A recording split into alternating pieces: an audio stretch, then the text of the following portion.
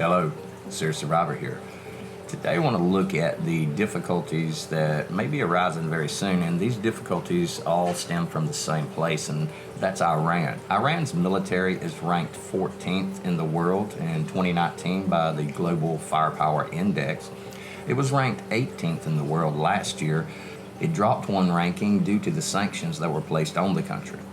When it comes to Iran, what we have to realize is that the leaders of Iran are almost to the fanatical stage in a way. They're openly bragging about breaking the deal that they've had, the nuclear deal. They're discussing about how they want to produce as much enriched uranium as the country would need. So they're not heeding the sanctions that were placed on them, or I should say the restrictions that were placed on them by the nuclear deal that was put into place a little while back. And with everything that's happened over the last few weeks, the tankers being bombed, the drone being shot down, another tanker being confiscated with oil on its way to Syria, this has become a very serious matter. And the reason it's become a serious matter is not because the sole country of Iran is a threat to the entire world, which they probably are not at this point.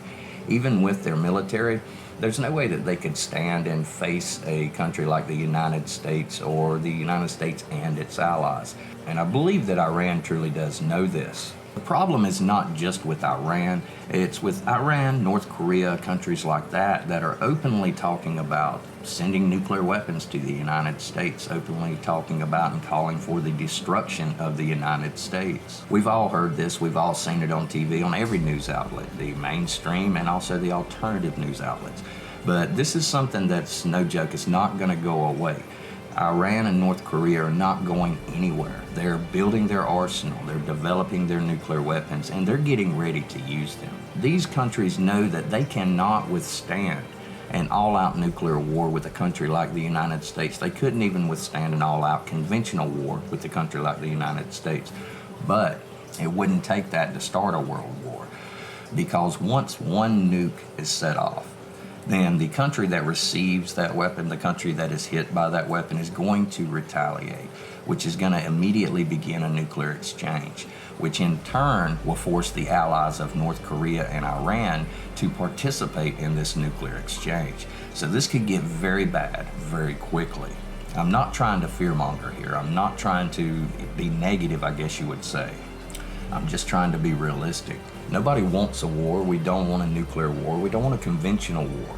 But it's past what we want, I believe. And it's basically boils down to now the reactions or the actions of these smaller countries, the steps they take.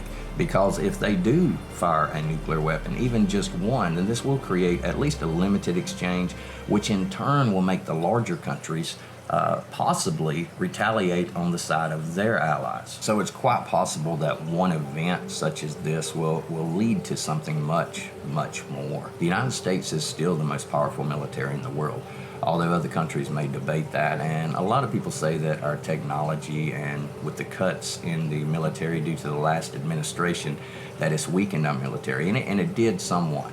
But serving in the military myself, I'll be one of the first ones to tell you that you don't know what they've got. You don't have a clue what they've really got. And they are ready. Our military is ready for anything. So any type of attack on U.S. soil or on our allies is going to be retaliated with some pretty intense force, I truly believe. And with the things that have already been going on, then I believe that it's going to be just a matter of time before someone, if not us, strikes Iran due to the fact that they are breaking this deal. And when that happens, then that's going to cause a retaliation once again from Iran. And when Iran retaliates, then the countries will once again retaliate on that. And it could quite possibly develop into something much, much more, into something possibly on the lines of another world war. When the allies of Iran and North Korea, if either one of those countries do use nuclear weapons, and we were to use a nuclear weapon to retaliate, then there's going to be the fallout. And I don't just mean the radioactive fallout, but I mean the fallout, the political fallout from the countries that are close to them. And that's going to turn allies into enemies. And it's also going to strengthen the resolve of these countries like Russia and China, who are already at odds with us. And it's going to embolden these countries to take further steps. So what we're seeing right here could possibly lead to something a lot worse. The need to prepare has never been stronger than it is now. We need to prepare financially. We need to prepare physically. We need to prepare stockpile goods, food, things that we can use, things that we can trade, and we need to prepare ourselves. And I'm talking mental preparedness. War is hell. For those of us that have been there, we can tell you it's not fun. It's not glamorous. It's not like the TV. It's not one person running through, shooting a gun, taking out the entire enemy. It's absolute hell. But no one wants this. But with the current state of affairs in the world today, it may be a distinct possibility, and it may even be inevitable. These countries are not going away. Iran, North Korea, they're not going to stop, and they've already proven that. They're going to keep on until they have the nuclear weapons they need, and until they feel like that they can take on the U.S. and exchange these weapons with us and come out on top. I hope and pray it never gets that far, but we do have to face the fact that the times we are living in are much more dangerous than the times that we have maybe grown up in. The Cold War was unnerving enough for those of us who served through it. But this is not the Cold War, and this is going to be something much, much worse.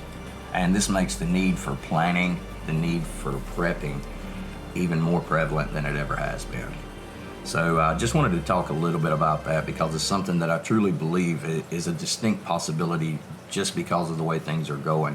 And I don't see these countries backing down. I don't see the U.S. backing down. I don't see our allies backing down. I don't see their allies backing down. And what's going to happen when no one backs down? Well, it's going to end up in another world war. So I guess I'll leave it there. So leave your thoughts in the comments, and I hope you enjoyed the video. Thanks a lot for watching. For now, Serious Survivor, out.